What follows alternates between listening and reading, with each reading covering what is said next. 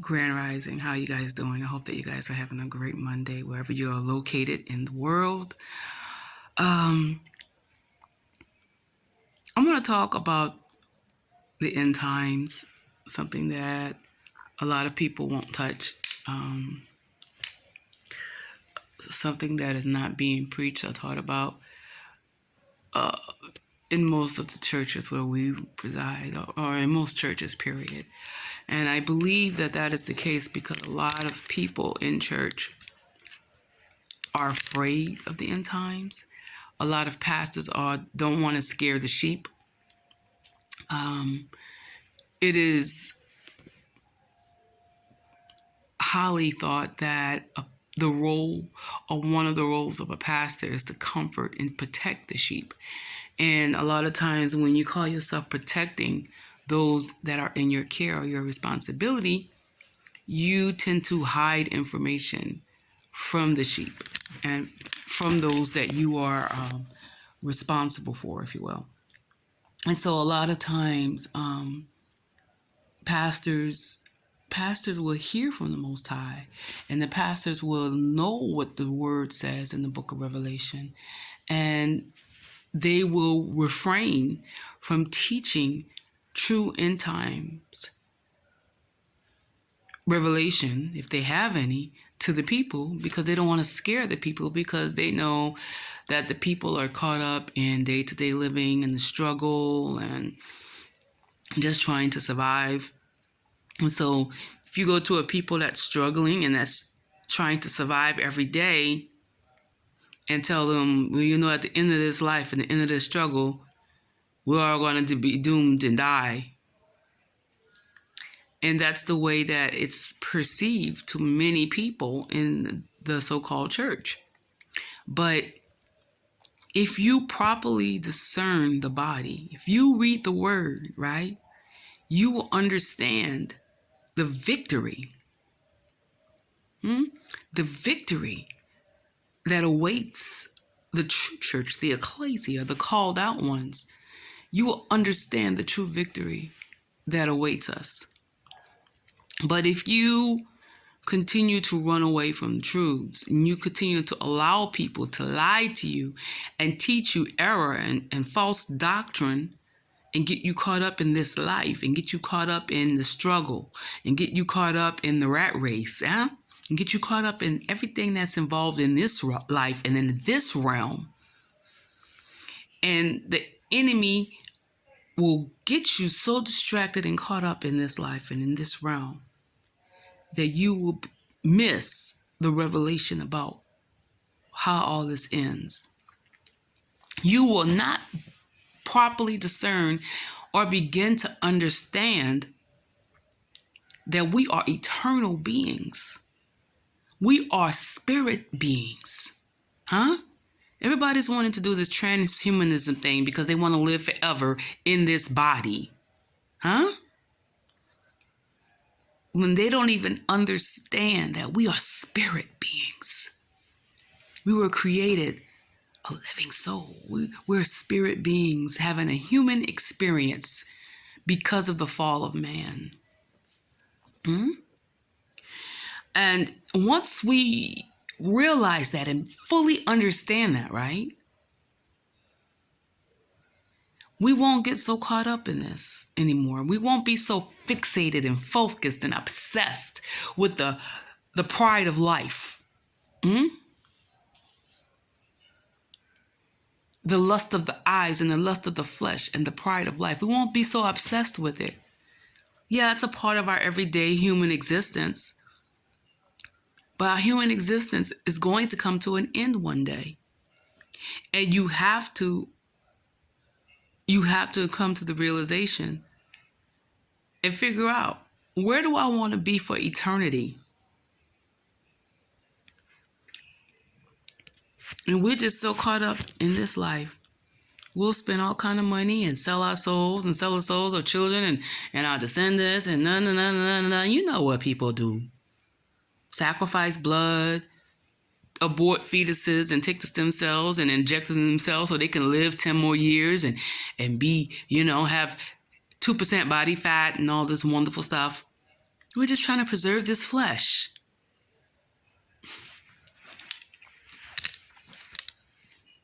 YOLO, you only live once. It's just, it's crazy. And, it's because of all of this that most of your pastors won't truly tell you what's coming. They won't teach you. They won't let a true prophet come in to their pulpits and prophesy to you about the end times. They'll let a false prophet come in and tell you about who you're going to marry, and it's your time in ministry, and you're going through another shift, and false prophets that's going to sell you courses so that you can grow spiritually and you can get more power. They'll let those prophets come in. Because guess what? That appeals to the flesh. That appeals to this life. Making this life as comfortable as possible. Making this life as prosperous as possible so that you can have swag in this life and that you could show off in this life. Not even understanding or discerning that you are eternal. You are an eternal being. And you're going to spend eternity. I am going to spend eternity somewhere. Where will we spend eternity?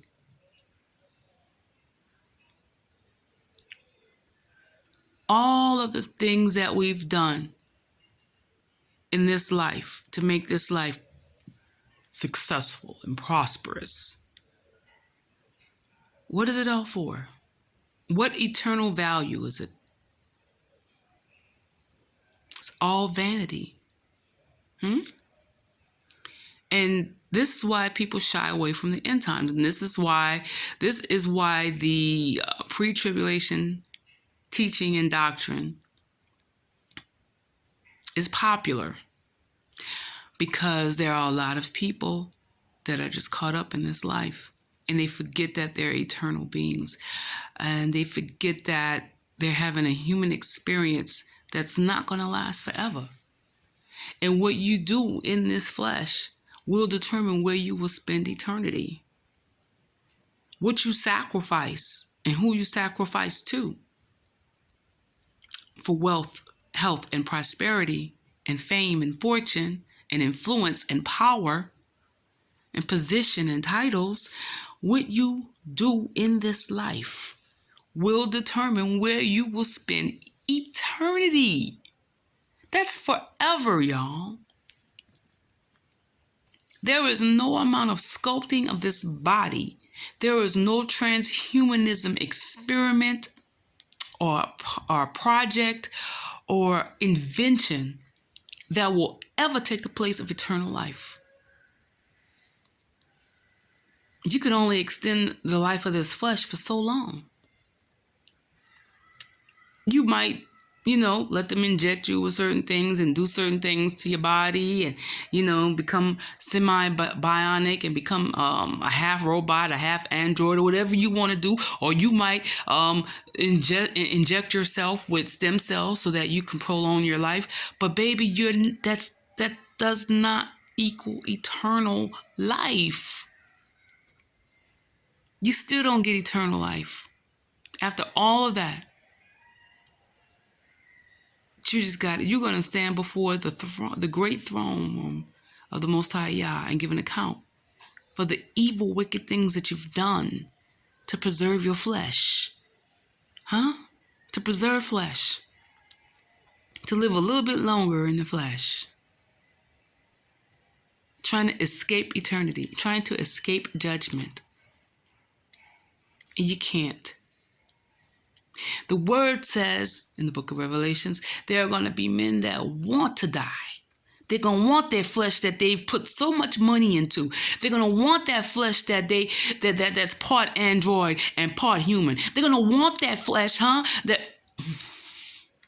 that participated in certain projects and experiments to prolong their life and injected stem cells from aborted fetuses to to preserve their youth. They're going to want that flesh that they spent so much and they sacrificed so many lives, and the blood of many was shed so that that flesh can be preserved. And so much money was invested in the preservation of the flesh. But honey, there's going to come a time when the transhumanist is going to beg to die. And they won't be able to.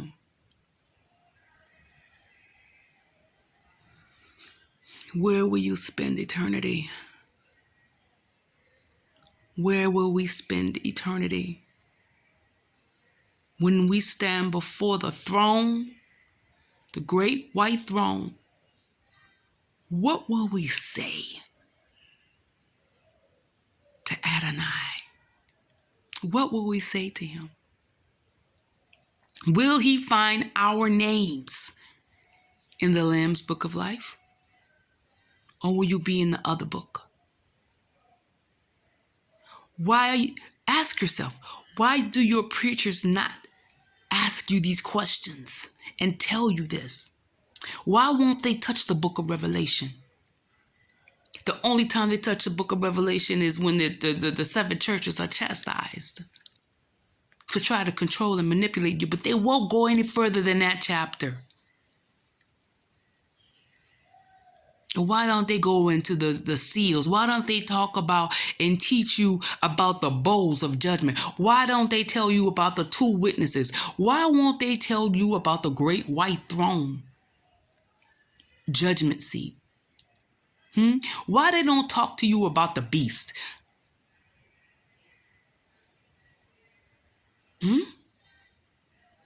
Not lie to you about the mark of the beast, but I'm talking about the actual beast. Why don't they go there? Why don't they break that down for you? Why are the prophets that you are drawn to and the prophets you pay all your money to and the prophets with the most followers never touch the book of Revelation? Never. And you're okay with that. There's a whole book in the Bible. Nobody touches, and nobody asks questions. Nobody. Why? Do you not think that's odd? Do you not want to know what's the mysteries that's in the book of Revelation? And they're not mystery. There's no mystery.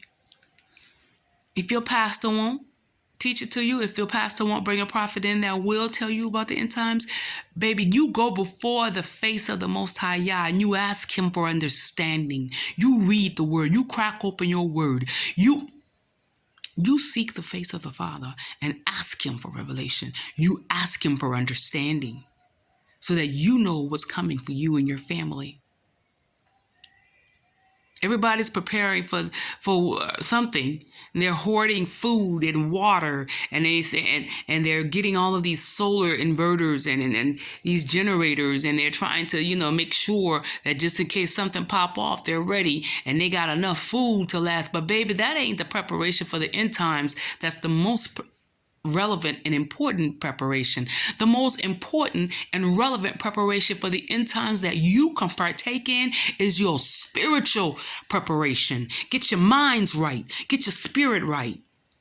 Understand and discern the times. Judge the times. Yes, judge them. Judge righteously and understand what you're walking into, what you're facing, what your family is going to face.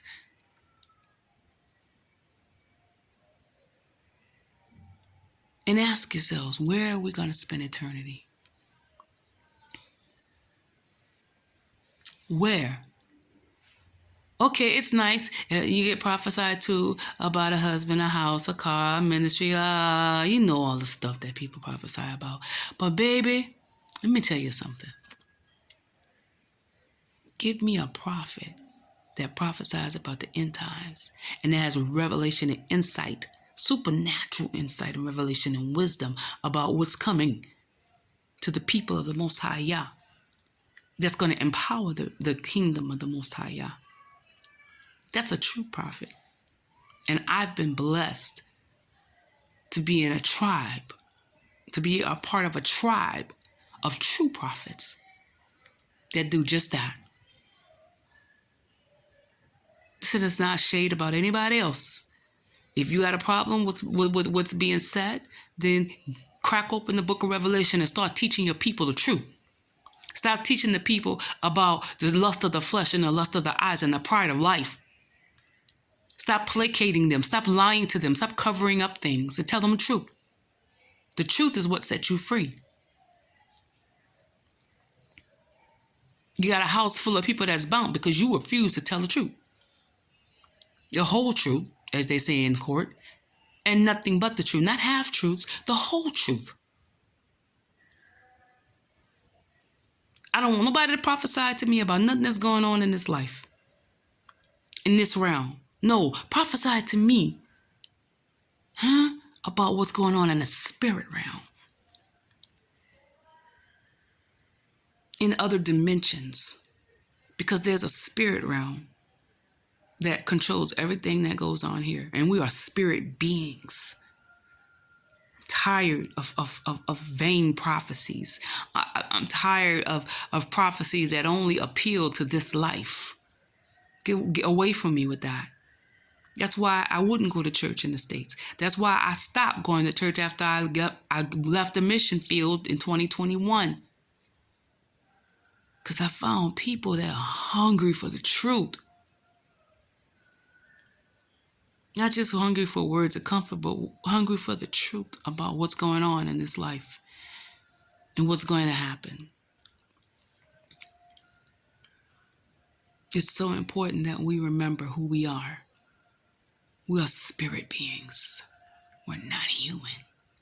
We're spirit beings having a human experience.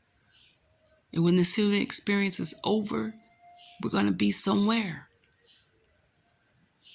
Where is the question? Where will we be? Where will we dwell for eternity? That's the question for all eternity. The most important question a person can ask themselves. Let's not get so focused and caught up in this life. Let's remember that we are eternal beings. We're eternal. We're going to live forever. We're going to live forever. And I don't know about you, and I don't say this in fear, but I want to be with the Father. I want to worship. I want to sing forever. I want to sing before his throne forever with the angels.